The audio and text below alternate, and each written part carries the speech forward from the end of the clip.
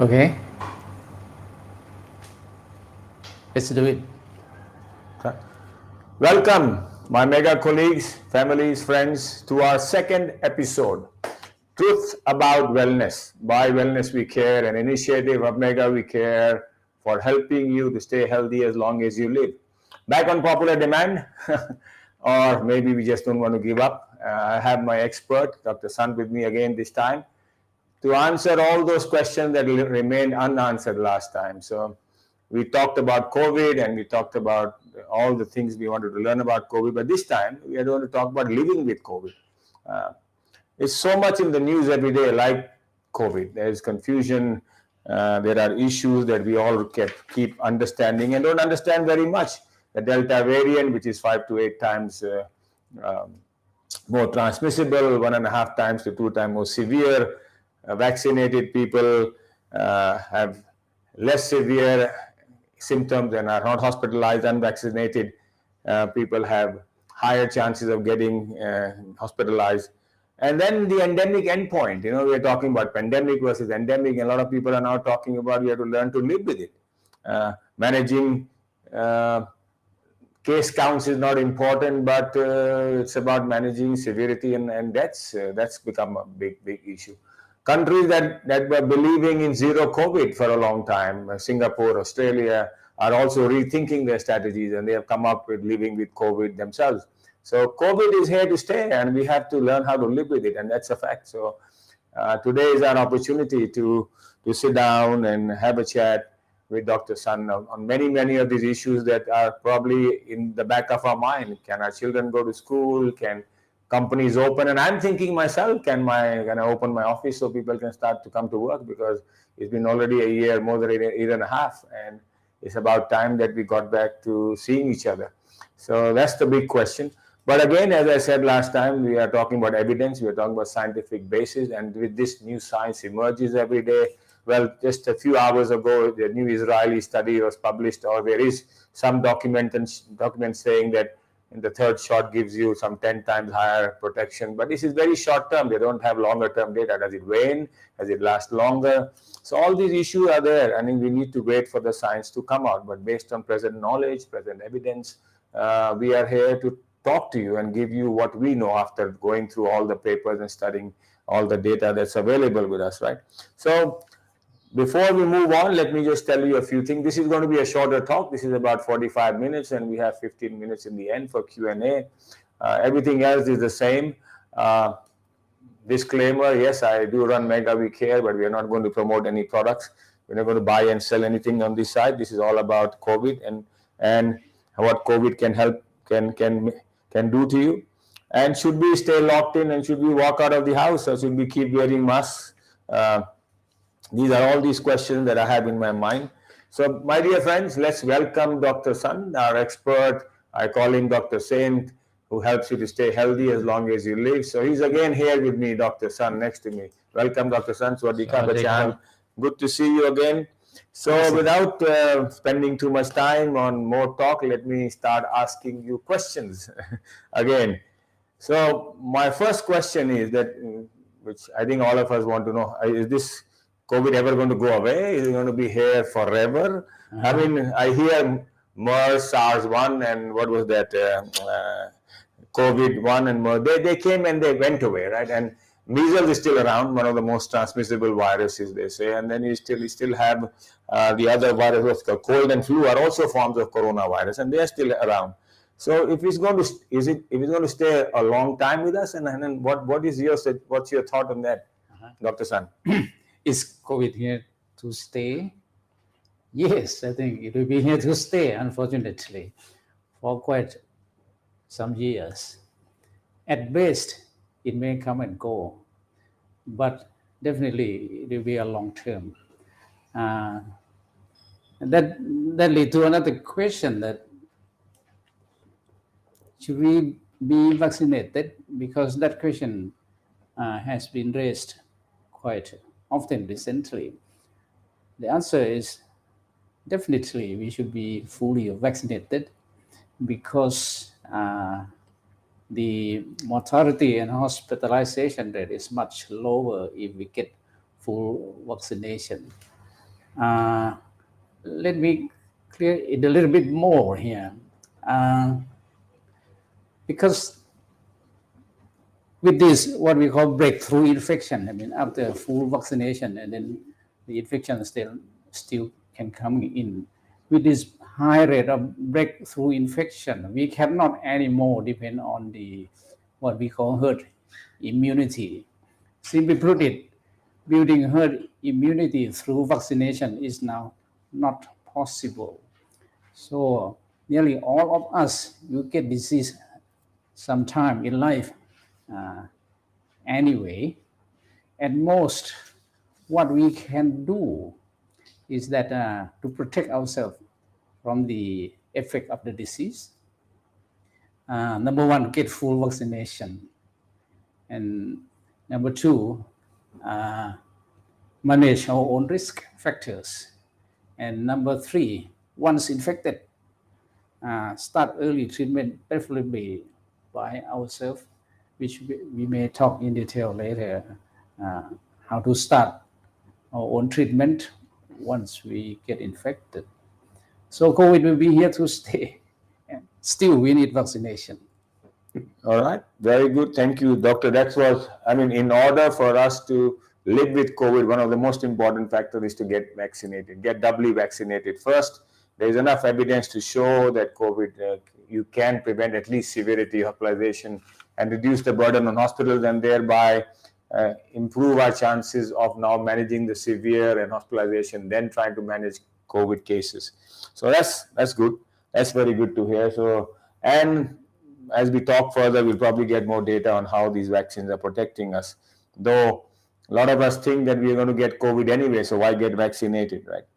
But let's also talk about the risk of with vaccine, because there's also this issue that if you take vaccines, you hear in every type, in mRNA we hear you have myocarditis, with AstraZeneca or the other type of vector vaccines, you hear there is an issue on blood clots. But somewhere, I don't know whether I'm right or wrong, but somewhere you hear that not having the vaccine but getting COVID also has a similar risk or higher risk. Is that true, or is it just that only if you have a vaccine you have these risks? Yes, it's true. There one study done in England, a very good study, comparing between vaccination and what we call naive natural infection, comparing the major complication rate, particularly thromboembolism.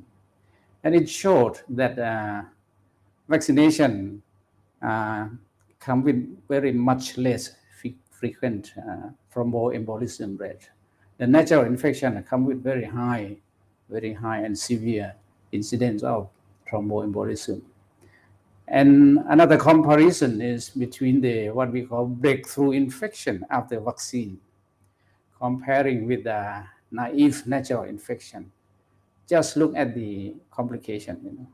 Again, breakthrough infection after vaccine come with much less frequent incidence of thromboembolism. So in terms of morbidity, major complication, vaccination is much better than natural infection. Okay, good. So that clears one doubt in my mind. And let's move on to another issue that we always hear in terms of to live with COVID. I think the issue now is doses available. Some countries don't have all the vaccines we want. If we all wanted mRNA, we can't get mRNA. But Astra is available, and sometimes Sinopharm, Sinovac is available. So countries are probably running their own protocols, Astra plus Pfizer second, or Pfizer first, Astra second, or sometimes you're given Sinovac or Sinopharm and then you add an Astra to it after some time. According to you, is there any particular ones that are better, or your thinking is that what is available at the moment we should vaccinate, and then as time goes by there will be better options or we'll have more availability? What is your view on that? Because a lot of us probably have this in our mind. I mean, we would like to have the best for our children, for our parents, and is it good to do it early so that we can protect us and our neighbors and the country, or is it good to wait till you get the best one? Is there something like that called the best one, best combination? We can look at it from two point of views here.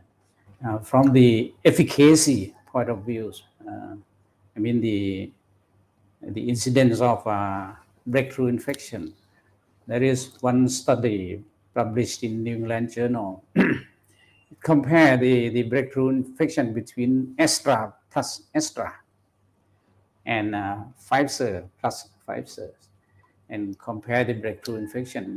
It's just about the same, just about the same. Something like 75% versus 88%, Yep. not significantly different. So the efficacy it's about the same. In terms of mixing vaccine, in terms of immunity, there are a lot of information about this because it's easier to check immunity. So far as we know, Astra plus Pfizer provide better immunity than Astra plus Astra. Similar in Thailand, Sinovac plus Astra provided much better immunity when compared with Sinovac plus Sinovac. So mixing is good in terms of immunity, but efficacy no one knows yet. Oh, okay. So there are two different things: efficacy and immunity are two. Immunity is about building antibodies. They're not the only thing. You have T cells, B cells, a lot of other things are involved. But what it does in terms of efficacy is not clearly indicated by immunity buildup or antibody buildup. Is that what you're trying to? Yes. And what plus what is better than which plus which? No one knows at the moment because we do not have a randomized control trial to compare. Okay, so there's no RCT trials yet. These are called randomized control trials, are gold standard trial where you have placebos and two arms. So that's not done, and it needs some time. So at the moment, data is not sufficient for us to make that assumption, correct? So good, let's move on to the next big question that's all over the world now. I mean, Biden has said we should be giving you a booster dose. Israel has already started, and some are saying 5 months later, some are saying 8 months later. But the good thing is they're saying start with 60 plus, 50 plus, people who are immune compromised, who have other conditions in them, and probably that will help to reduce the burden on the society. But at the same time, we are all listening to it, and I also want to run and book a booster dose, because I'm also trying to book one for myself. So should I be running to book a booster dose, or should I wait for another 5-6 months till there's more evidence?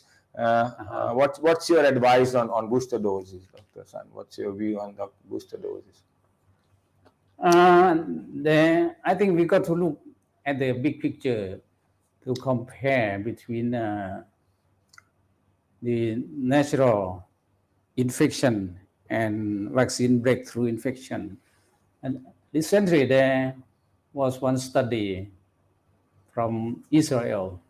It showed that natural infection provides highest protection, very high immunity, something like 13 times higher from a natural infection, comparing with a full vaccination and then breakthrough infection.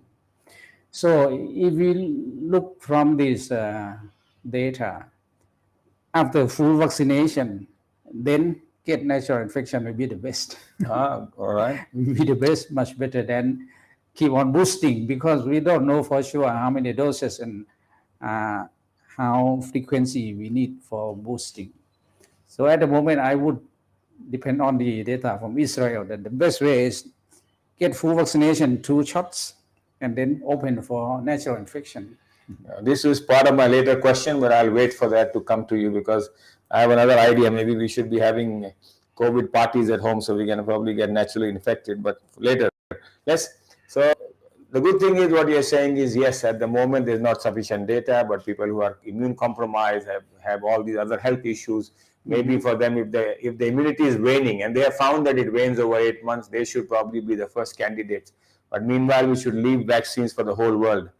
So let's talk about vaccination, because also there's a lot of concern when we talk about living with COVID. I think one of the key problems with families and parents across the world where we work and people I meet is about their children, because children were not in the first list of vaccination. Even in UK, they moved down from 30, or even in US. But now I'm told they've got full approval for 12 years to 18 years, 18 to 12. But below 12 is still under ongoing discussions. It's not yet been approved. And schools are open, and somewhere there are issues of masking the children. And But there's things going on. Teachers have to be vaccinated, workers have to be vaccinated, but children are not vaccinated, but they can come to school. So what is your advice? Because a lot of us have children, we want to open up, send them to school, and they'll go and they'll come back home. So, and maybe they haven't got vaccinated. So what do you, and also we hear, I don't know, you probably know better than me, but the rate of hospitalization in children is much lower, though it's grown. The numbers have really become much higher, but it's still, severity is very low. Maybe the hospitalization is growing. So can you give us something to live with and understand, so we have better understanding on how to manage our life with our children? About availability of vaccine. Children above 12 years old, we have vaccine already, because both Moderna and Pfizer, they have the volunteer of this age group. But below 12, we do not have vaccine yet. So when we talk about the vaccine for children, we mean above 12 years old, because we have vaccine. Let me give you a picture on the benefit side. Okay, the benefit of the vaccine is to reduce mortality of children. But the data from England, the mortality of children from COVID is very low. Something like 2 cases per 1 million. That is 0.001. We have three zero. Wow. 0.001%. Yep. The benefit is very small, because the mortality rate of children by COVID is so low. But the USA CDC, they encourage vaccination for children, because they quote their own mortality.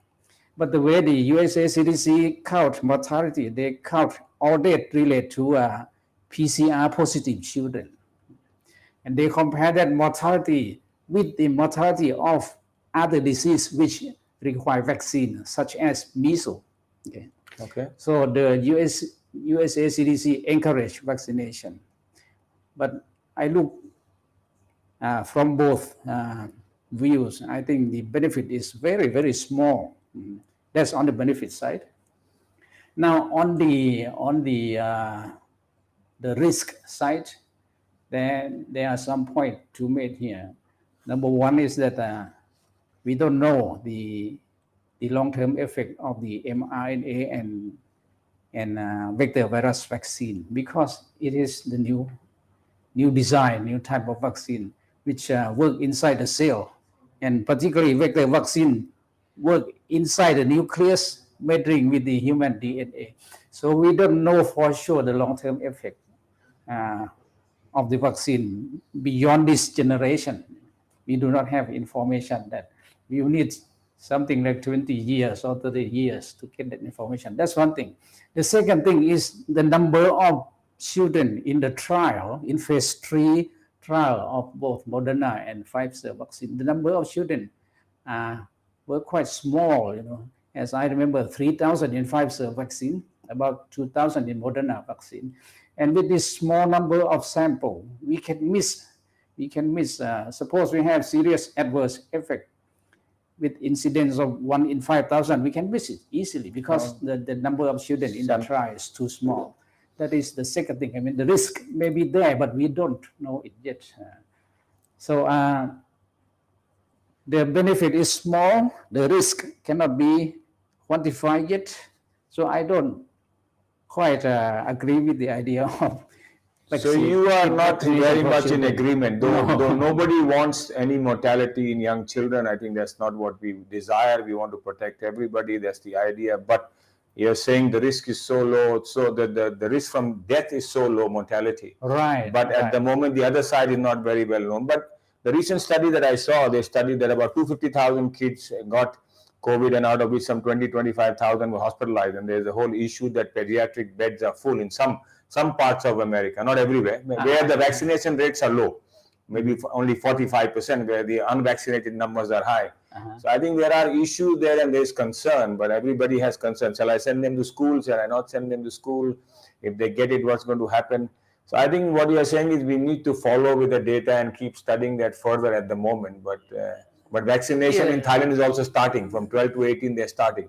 Simply put it, I believe in UK statistic of children mortality Yep. more than Yeah, USA the US statistic, data. because the way they count, the way they verify the cause of mortality is better in UK. Much more organized. Yeah, the So- NHS has very good data system, especially Zoe. If you have time, you can also go and look at Zoe app done by Tim Spector, and it's a privately run, but very fantastic job. They're helping the government with all the data collection and data input. So, okay, so that's still open for debate, but I am sure people who are concerned will go out and get Pfizer vaccines. Thailand's already doing it. So 12 to 18, you're fine. You have the option to do that, and the decision is yours.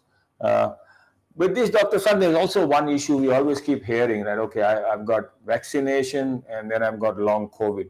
So I got COVID is still persistent, and there's some data that came out that vaccinated people have a lower chance of getting A, COVID, B, if they get COVID also, the long COVID is about 40-50% lower. So does that mean that vaccination reduces the chances of getting long COVID as well, and are there any other updates on long COVID? If there are other ways we can manage? Well, last time we did talk about it, but I think in living with COVID also we have one concern. I live with COVID, but I get COVID, then what? And I have long COVID. So next 12 months I'm suffering from pain, fatigue, cannot sleep. Right. So all these things bother us. Do you have any thoughts on this, Dr. Sam? Let me remind again that the long COVID defined as any symptom lasts beyond 28 days. We call it long COVID. And I think there are 2 or 3 studies to compare the incidence of long COVID between natural infection and vaccine breakthrough infection. And it turned out that vaccine breakthrough infection has much less frequency, something half frequency of long COVID. So vaccine protect us from long COVID, that's for sure. That is one big merit of vaccination. Talking about how to deal with long COVID, there is nothing new since our last talk, but I would like to emphasize here again how we can cope with long COVID. Now I think from the European side, they come up with a nice strategy to cope with long COVID. Number one is got to learn to pace yourself, because COVID is kind of up and down, up and down disease. You got to learn to pace yourself accordingly. Number two, you got to learn to cope with uncertainty, because long COVID is really an unpredictable thing. Sometimes you think it's gone, but suddenly it just come back, big boom. Number three is rest is the key. You may sleep during the daytime, 2 or 3 times a day during the daytime. So you got to get adequate rest when you get long COVID. And of course, good sleep, you need that during the night. And food, you got to change your food to a large variety of plant-based whole food. It helps a lot. And then you got to keep hydration. And the other strategy is to go outdoor, get more sunlight. And another strategy is to do the muscle training, strength training, because in long COVID, one big character is myopathy. Myopathy means a feeling of weak muscle. So you got to do strength training. And the last strategy is to learn to have fun in living, because you don't know how long this long COVID will stay with you. Hopefully we hope that it will go away in a few months' time. But some of my patients, as long as a year, and still have some symptoms. So just have fun living with long COVID. Okay, fantastic. So, coming back to like last time we were discussing, I think good health by yourself and staying healthy by yourself, that's very important part of managing COVID. I think you also mentioned last time studies in British Medical Journal, they followed some 7 million health workers and found that who had better dietary habit, better lifestyle, they had less chances of living with long COVID. So it's very important part that is not only vaccines, it's also about your own habits and health. That's very critical to live through this COVID pandemic that's going to become endemic. So a while ago we were talking about vaccines and natural immunity, and I think, like you said, I've also been reading and thinking, what does it mean? I mean, is it good to get people got COVID before and they got a different version, alpha, but now delta. So alpha doesn't protect you against delta. But if you have delta and then you have vaccines, or you have vaccine then you get delta. So what is the right? What's the data on it that you mentioned a while ago, that having 2 shots and having natural immunity, Israel study shows that your protection is 13 times, which is great. But talking about this, is it a good idea? And if it's a good idea, then maybe we should all, after taking 2 shots, start to meet and mingle with people and maybe get natural immunity, so we don't have to take booster shots. So, what's your view on vaccine plus natural immunity? And that's my first question. But since you're talking about it, I may ask you another one as well, because you also mentioned herd immunity. That herd immunity is now no more possible, right? You just said that it's not going to be, it's not going to work anymore. So, with not herd immunity not working, that 50-70% with delta especially, it's so transmissible, 5-8 times higher. So the requirements will probably go to 100% people having COVID. But with this endemic going, then what is the answer? What is the solution here? Everybody will get COVID, and is that the future answer? What is the way forward? Let me give you a good look in the study from Israel again, because it will help answer your question. In that study in Israel, they follow large retrospective, large amount of people, something like 600,000 people, divided into 3 groups. Group 1, just natural infection, no vaccine at all for group 1. Group 2, previous natural infection, and then 1 shot of vaccine. And group 3, complete 2 shots of vaccine, and follow them, assess their risk of reinfection, these 3 groups. It shows that those who got natural infection have much better protection from reinfection, while complete vaccination without natural infection poses something like 13 times more risk to get reinfection. So from this perspective, we have 2 choices here. One choice is, like I said, get full vaccination to reduce mortality and hospitalization, and then open yourself, come out of the cave to live with COVID. That is choice 1, which is more sensible if we look from this Israel study. Choice 2 is to get a repeat booster. I don't know for how long, until the real good vaccine is available. I don't know when. That's choice 2. I would encourage choice 1, get full vaccination and then come out. Stay with natural infection. Okay, so that answers my question about herd immunity. So I'm not going to go there just now. I asked you, it's not to worry too much, come out. But following this question, I wish we can go back to offices, and I think a lot of our colleagues and people around the world. One is government regulations have issues. You can't do this, cannot do that. The second is we ourselves are not yet ready, because I don't know whether my colleague is vaccinated, whether he's got COVID, whether his family is vaccinated.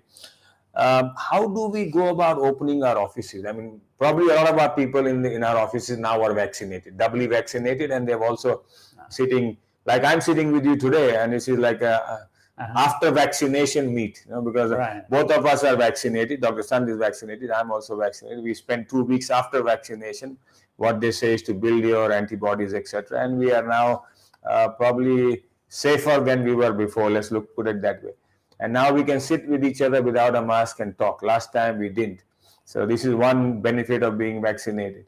But how do we go about, is there any advice if we are to open, and any kind of protocol we should follow with our colleagues when we open the office? Because it's about time we have to start doing that, like you said. And with most of us having doubly vaccinated with Astra or whatever is available in the countries. Any suggestion, any guidance for us to start doing that? From the individual perspective, after full vaccination, the people should be free to roam around. But from the society perspective, what we call a universal precaution measure should be there until all high risk group are fully vaccinated. So once we can open our office when most of the employees are fully vaccinated, but we still have to practice universal precaution because some people, probably small amount of people in the society, is still not fully vaccinated yet. Until the whole high risk group in the country are fully vaccinated, then everybody is free to roam around with a universal precaution. Is not a mandatory but kind of optional.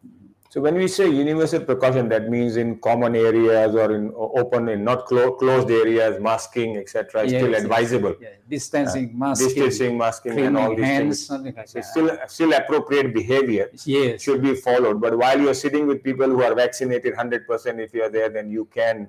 Right. I mean, in my family, if my children are vaccinated, I don't have to sit with a mask with them having lunch at dinner, etc. So the universal precaution is just for those in the society that not been, those high risk people who are not being vaccinated yet. We just have to protect them. That's all. Okay, so that will come to another question a little later. But on follow through with this topic, with the same theory, we're talking about children. So when it applies to going back to school, because parents have this concern now, we talked about vaccination for children, we talked about opening schools. Does this also apply to opening schools, that they can go into schools or children should wear a mask and they go follow the protocol, but they should, below 12 to 18, not below 12 yet because the vaccines are not approved. Can they go to school or they should, or no, wait till the government allows or the law allows? Because there are two sides, right? Law and it depends. It depends from what angle we are looking from. If we are looking from protection of high risk people at home, the children, we can open school and children can go to school if all high risk people at home are fully vaccinated. Okay, that's one perspective. Another angle is looking from children mortality. If we use the UK statistic, you can open school now. The mortality of children from COVID is negligible. We can open school now if all high risk people at home are vaccinated. But if we use the USA point of view, they're concerned about children mortality. They've got to wait until they fully vaccinated children. We do not have vaccine yet, at the moment for those under 12. Yes, I don't know. We have rightly, like it's not approved yet. It's not yet. It's still under. I hear that maybe very soon they'll have data and get approved, but at the moment it's not approved. So there's no option at the moment. You're perfectly right. I think we have to wait and see. So school opening, yes, understood. Protect your high risk at home. Children go out, they come back home. So if they are safe, they are vaccinated, that's one way to think about it. Make sure, and we'll talk about high risk a little bit later. I want to understand what you mean by high risk, because there may be children also who are at high risk. If you're obese, if children have some kind of disease, etc., are they also high risk? There are children who are higher risk versus. If we use, when I said high risk people, elderly at home. At home. Okay. But for children, if we use UK statistics, there is no high risk in children group. But in UK, the whole country, there were 25 mortality. 15 of them are chronically ill children. Okay. But since the total number is very small, there's no point subdivide into. So you're not actually separating the younger children if they're obese or they have chronic illness, if they have other disease, that they should be more protected and maybe more care taken for them versus the other children who are healthier are probably less at risk. I am quite agree with the policy of the UK. They treat all children the same, no vaccination, regardless, because the total mortality is too low to take any action. Okay. Got it. So let's One thing that I just wanted to understand, but I'm not very clear on how do you define. When we started into this COVID, it was called a pandemic, and now the more you hear it's called endemic. That is going to be everywhere, and Singapore, Australia are also changing their stand from zero COVID to this. So when this becomes endemic, that means everybody has an equal chance of getting it. Endemic means it'll be around like cold and cough and flu, and it'll become a part of our life. Is that what it means? That we'll all have to live with it, and it's not going to be so. Can you give us an understanding? And especially if you do that, then if that's the case, then why do we have to test and isolate? Because it's going to be everywhere. Why keep testing, keep isolating, and have these quarantine days if it's an endemic? If it's already becoming one, maybe it's not yet, but we have two words here. One is pandemic. Pandemic means globally spreading and uncontrolled disease. That's pandemic. That's what COVID has been. Endemic means local, predictable, and manageable disease. Okay. So now, nearly every country try to convert COVID from pandemic to be endemic disease. To make COVID an endemic disease, we need to create balance between demand and supply of hospital beds, because that's the key point to manage local disease. If you have enough hospital bed, no worry. Okay. On the demand side, what we can do? We can reduce demand of hospital bed by first we got to fully vaccinate high-risk people, particularly elderly, because we know that 92% of elderly will end up in the hospital. Elderly contribute to 92% of COVID mortality. So we got to vaccinate this high-risk group first. And secondly, from individual point of view, all of us have got to manage our own risks. I mean, our own health risk factors like food, exercise, something like that. And thirdly, once we get infection, we got to hurry to start early treatment, because when we talk about endemic disease, we talk about disease like common cold and influenza. Okay. We got to manage it on our own. Start early treatment, whatever available in that country. In Thailand, what most handy is andrographis.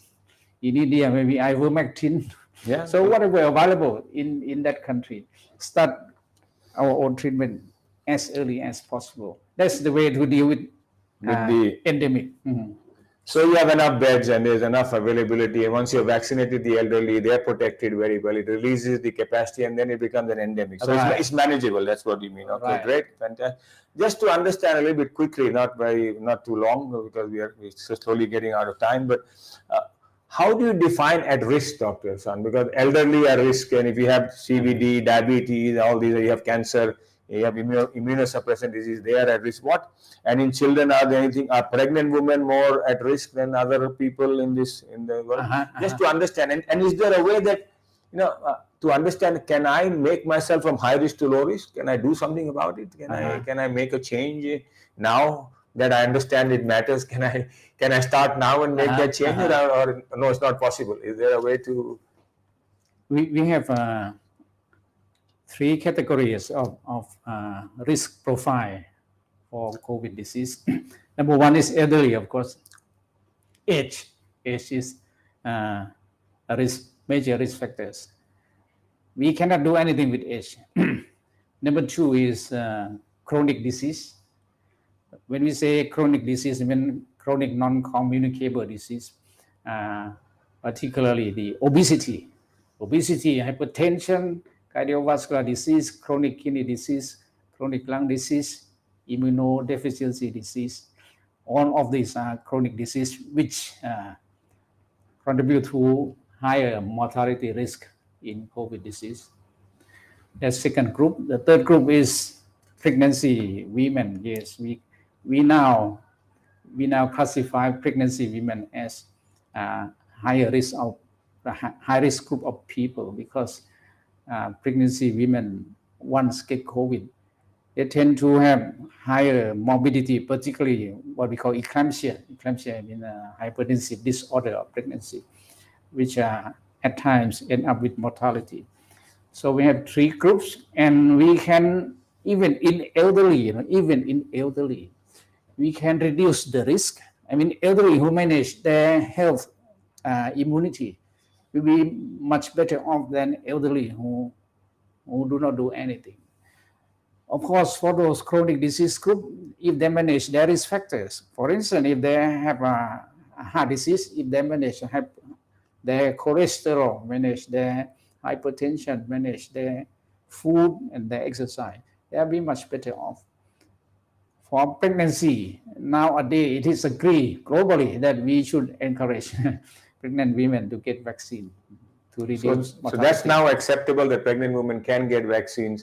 And as you mentioned, that is very important. It doesn't matter at what stage you are at, you should be working towards a healthier lifestyle, getting healthier, whether it's the right diet, moving more towards a plant-based diet, high fiber, high foods, and getting healthier, walking, exercising, sleeping well. And all this has an impact on your general health and thereby improves your immunity. So that's the approach to probably saving yourself from the side effects of COVID, or even after you get COVID, from surviving from severe COVID outcomes.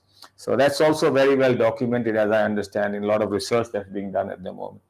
So now we understand what the high risk is and how you can manage risk. The other issue that keeps coming, I mean, this is another worry we have all the time, and we keep hearing it in the news that more mutants will come. Delta came, it's 5 to 8 times spread faster, but since then nothing has come as strong as Delta. Delta is the last one, but there is Mu, there's other one that we hear, but hasn't yet had that impact like Delta. But is it going to end at Delta, or there's a chance of any other such more variants coming in and making it even more difficult than it is today?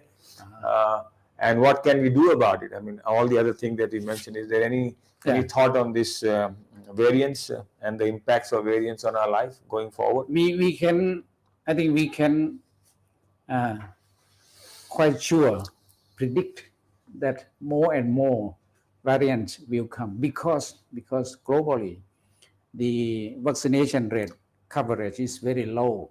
So the infection spreading will be in large scale globally. And that spreading will create variants. So new variant will keep coming. Concerning the Mu, I cannot see any concern about the Mu. The only thing that makes Mu variant famous is that it has immunity structure that can help it evade the vaccine. That's all. But in real life, Mu is override by the Delta variant in terms of spreading of infection. So Mu is not a variant of concern at all at this stage. The variant of concern is Delta still. Still the number one. Well, ladies and gentlemen, if you have questions, please key them in on your YouTube, Facebook Live. We have teams of our medical advisors waiting for you. Just in case you have anything we haven't covered, we'll be happy to answer in the last 15 minutes as we are getting towards the end of our talk. So now the question is, all this understood very well. I know you can't predict the number of years this COVID is going to last, but after, just to understand how do we live with this COVID after having 2 doses, after having spent 2 weeks in isolation yourself and you build your antibodies? What should we do next? I heard some things you said, but I just wanted to reconfirm that I can go out, I can meet people who are vaccinated, I should still follow good behavior. Any further thought on how we need to learn to live with COVID now? Because the real thing is living with COVID. All the facts and data shows that it's already been 1 year, 8 months. We spent nearly 2 years, and we can't keep going on this way. So there has to be some thoughts on going back to travel, going back to tourists coming in, going back to business, right? Okay.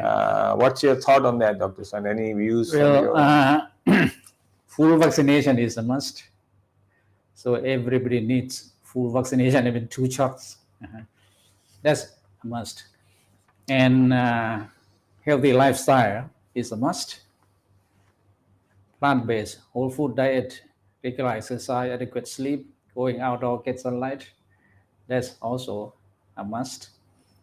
And then universal precaution is a must until the whole uh, the whole high risk people in community are fully vaccinated.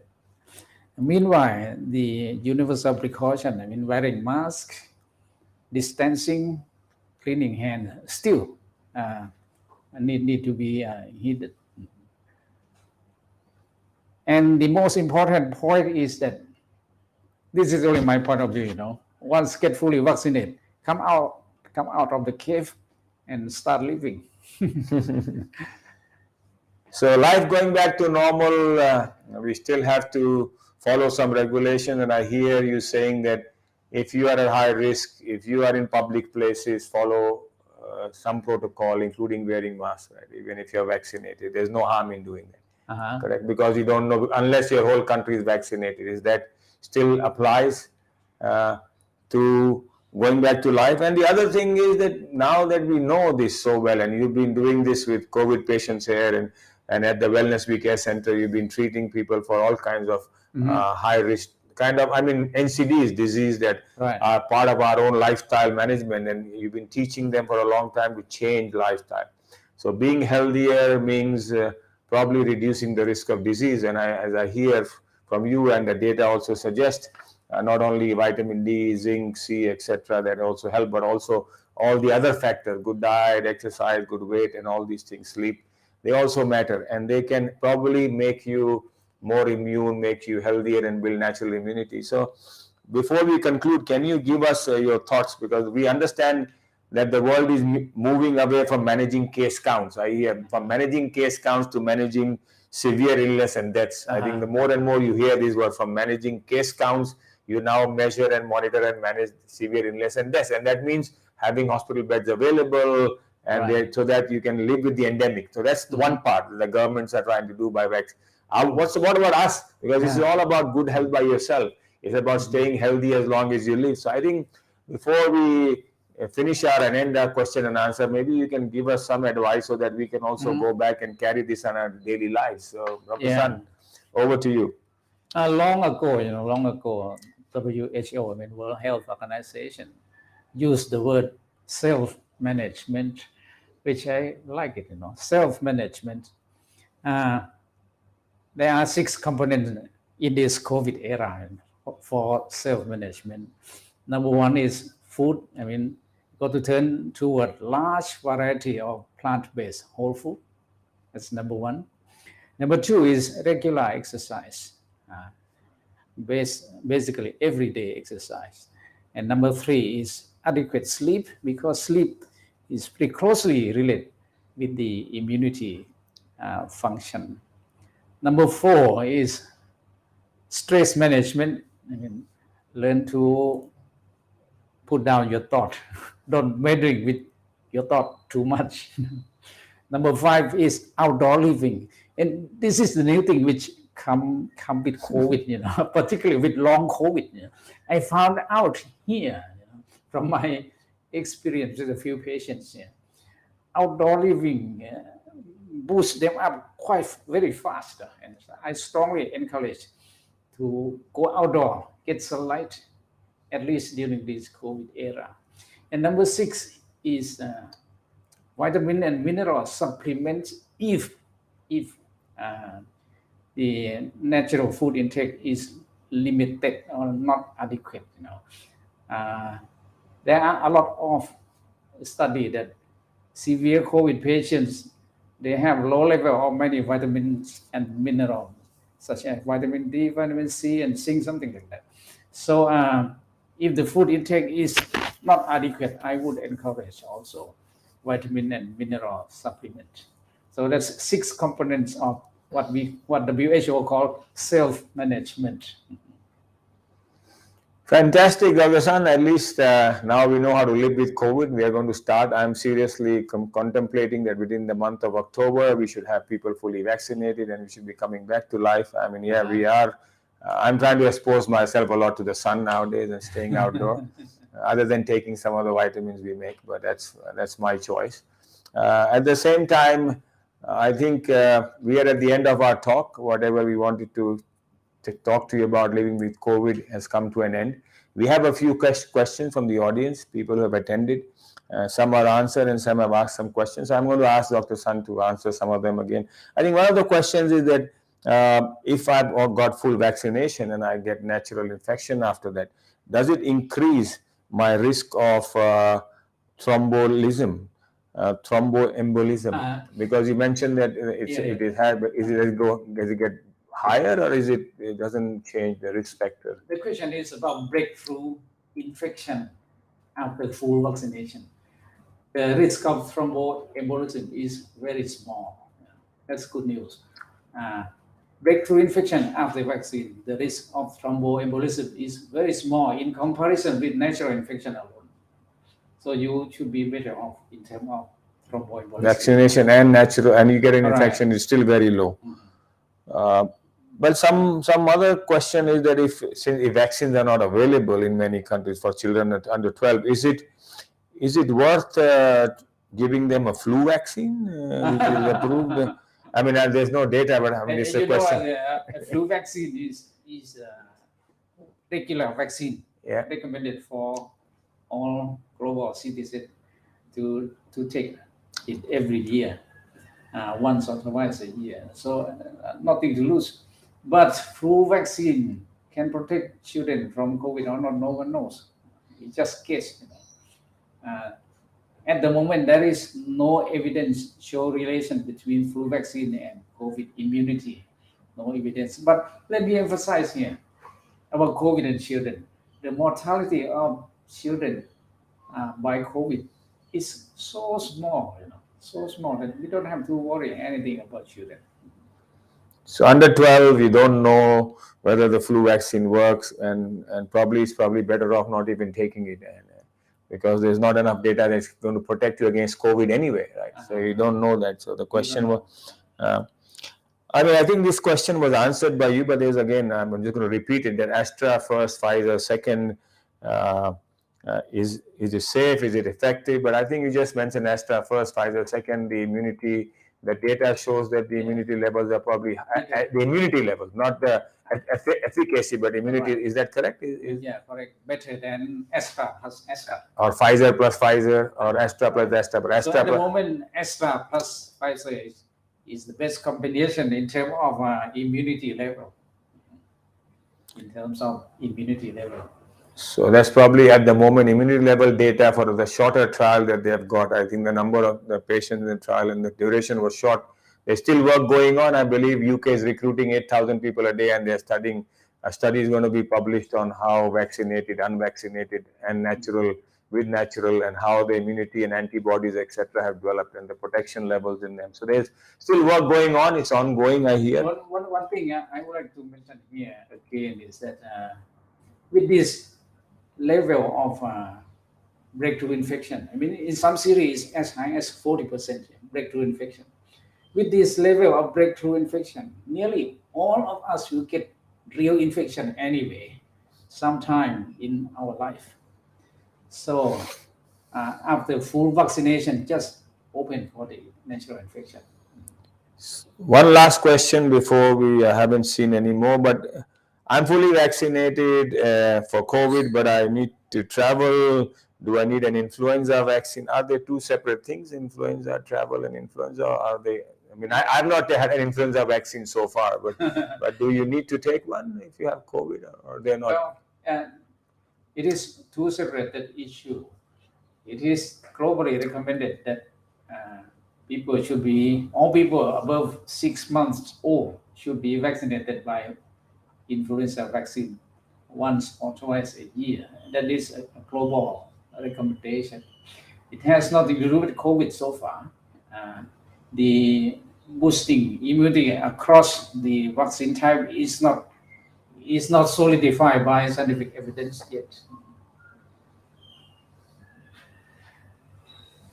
So I think for the travelers, fully COVID vaccination plus annually influenza vaccine should be the best practice. For travelers, okay.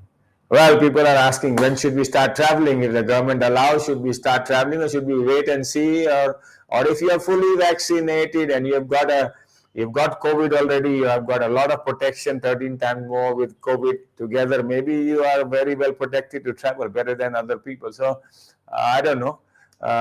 Once they allow, for me, and once they once the quarantines are not there for 14 days to come and live in one bedroom, I would probably start traveling. That's my view. But Dr. San, any views on that? That can, after being vaccinated, after getting COVID, is it fine to travel? Or is still dangerous because you're in small closed rooms and you're in planes and No, it's not danger anymore after full vaccination. Nothing danger for ourselves. But some precaution must be needed for other people who are not fully vaccinated yet. yeah, I think in the countries you travel to, and probably as you said, I think the challenge what I hear is the world will not get vaccinated till next year, half of next year, or till the end of next year, probably early 2023, based on vaccine availability. I mean, there's 14 billion vaccine capacity around the world. At the moment, there is still not enough vaccines going on in Africa and many other countries. The levels are 35-40%. US is probably 50 plus. The UK is probably 76 plus. So very few countries have reached that level of 100% or 78-80%. So that's going to take a while, and I think it's probably going to. That's the challenge, probably more than anything else. You are fine, but when you go and meet other people, they have not been vaccinated, and you have a chance of getting the infection, and or maybe because also vaccinated people also can transmit, right? Vaccinated people can transmit COVID to the unvaccinated. So you may not have the effect, or you may not have the fatality or severity, but somebody else not vaccinated gets it from you, can get it, right? So that's the possibility, because in the countries that have low vaccination, it could probably be the case, right? Right. So maybe that's the reason, probably, to manage your travel. I would think so. But yeah, that was one of the questions. So we have come to the end of our talk, ladies and gentlemen, and all my friends, colleagues from various parts of the world. Thank you so much for listening to us and giving us a chance to talk to you. I hope the talk was of help, gave you some new thoughts. Maybe you knew everything, but we are trying our best to share evidence-based scientific knowledge in common language, so you understand it, your family understand it, and you can live without fear and start coming out. And we'll bring some more talks as we go along on different areas. So thank you, ladies and gentlemen. Thank you, Dr. Sun, the expert, and Swadhi Kap from Thailand. And thank you and goodbye. Goodbye. See you soon. Thank you.